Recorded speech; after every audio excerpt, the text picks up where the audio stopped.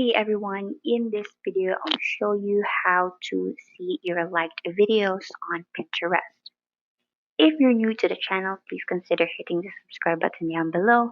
And once you've done that, please leave a like down below and let's get started.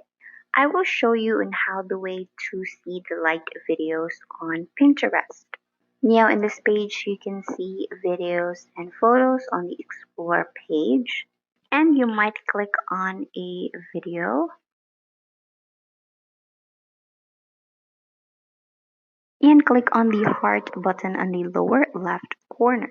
And once you've liked that video, you can go to your profile and click on the three dots on the upper right corner and go to settings. In here, click on the home feed tuner. And once you're there, click on history. And in here, you can see the video I just liked a while ago.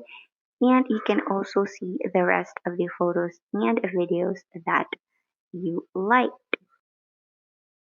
I hope this video helped you. Thank you so much for watching and stay updated for more tutorials.